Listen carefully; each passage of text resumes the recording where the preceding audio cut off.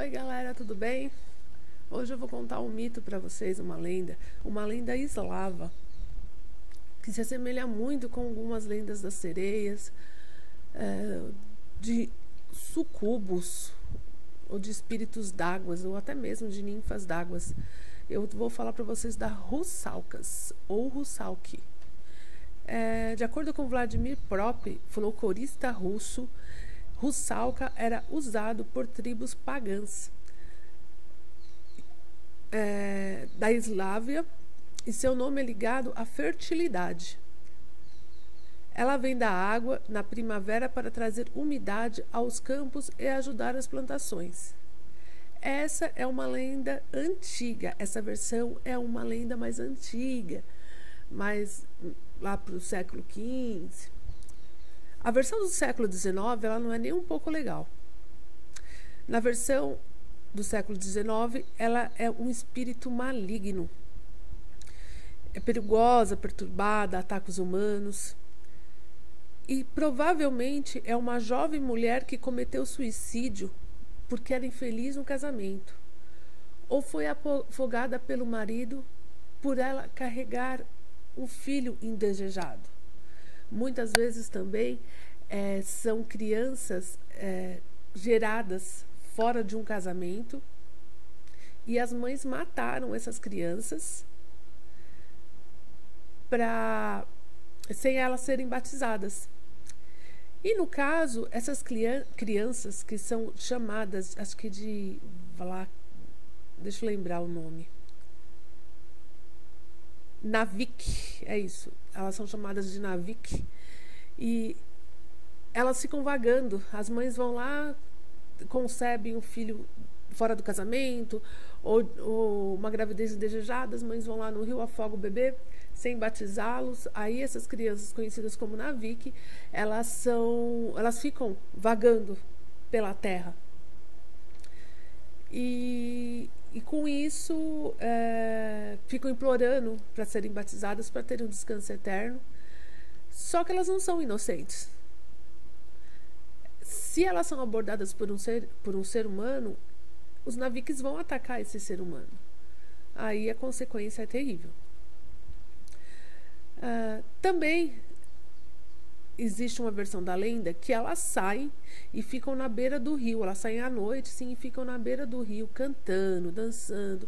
E quando passa um homem ou vários homens perto dela, elas hipnotizam esse homem com a sua voz bela, com a sua beleza incrível, e carregam eles para dentro do rio. E com isso eles acabam morrendo afogados. Quando isso está acontecendo, elas começam a rir. Elas são muito parecidas com ninfas d'água, sereias, sucubos, como eu já falei aqui. E normalmente elas estão sem roupas. Sim, elas estão sem roupas. E quando elas aparecem vestidas, elas estão com roupas brancas ou coberta com folhas, com folhas mesmo. Como elas são espíritos da água, ou demônios da água, elas se assemelham muito com sereias ou com peixes. Seus cabelos são loiros, castanhos claros, muitas vezes verdes. E vivem molhados. Dizem que se o cabelo de uma russalka seca, ela morre. Por isso ela vive com o pentezinho dela, porque quando ela está fora ela está em terra firme, ela usa o pente para conjurar a água e ficar sempre molhada. E ela não passa muito tempo em terra firme, tá?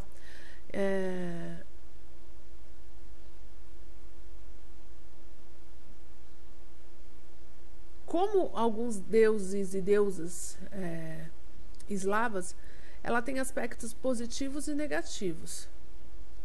Elas são, como falei, cantoras maravilhosas, dançarinas magníficas.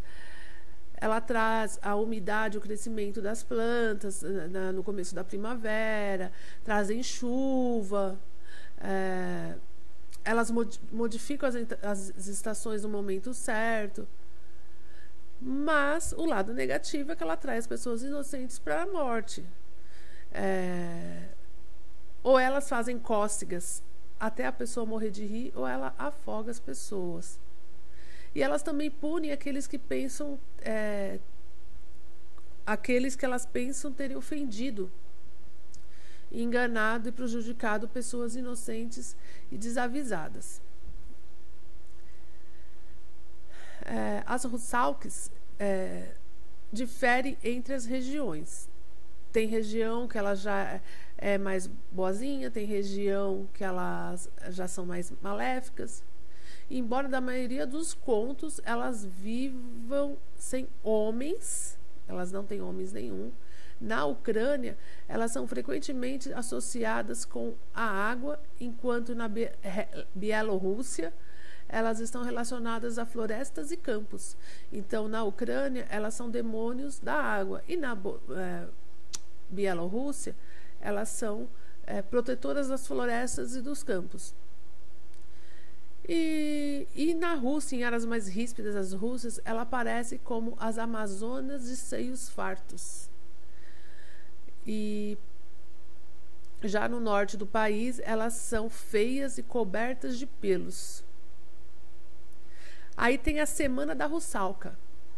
Acredita-se que as Rусалкes ficavam mais perigosas na Semana da Rусалка. Ou Russânia, alguma coisa mais ou menos assim.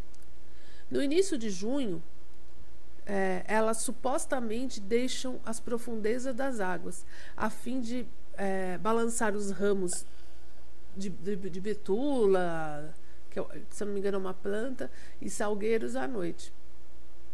E nadar nessa época, na Semana da Rусалка, é extremamente proibido, porque elas puxam os nadadores para baixo do rio e matando.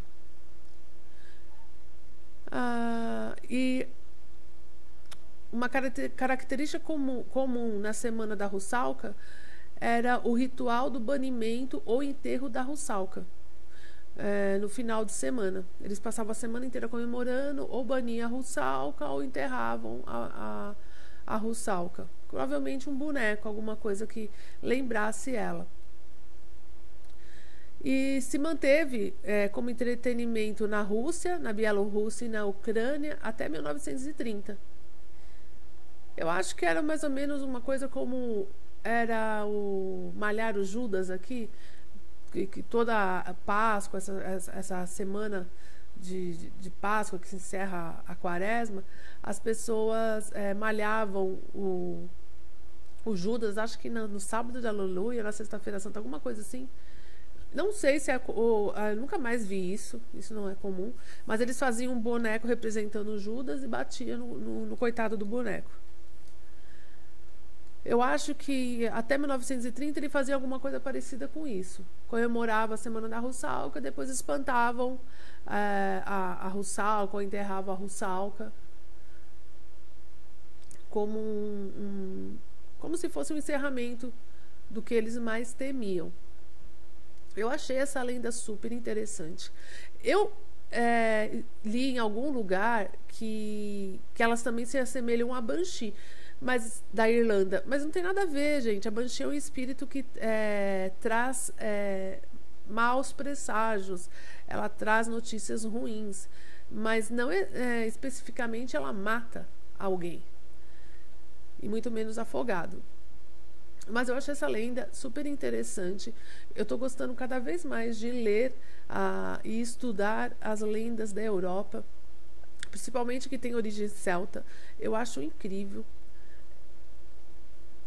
Eu achei essa lenda muito, muito parecida com a lenda da sereia, que já é uma coisa aqui do norte da América, se eu não me engano. Muito legal mesmo. Gente, desculpa interromper o vídeo assim rapidamente, que meu telefone tocou, era meu pai. Mas voltando, assim, eu tô cada vez mais apaixonada pelas lendas da Europa. E essa é uma lenda, assim, que me chamou muito, muito atenção. Espero que vocês tenham gostado. Dê sua opinião aqui. Até o próximo Caso Sobrenatural. Eu vou trazer mais lendas para vocês, tá bom?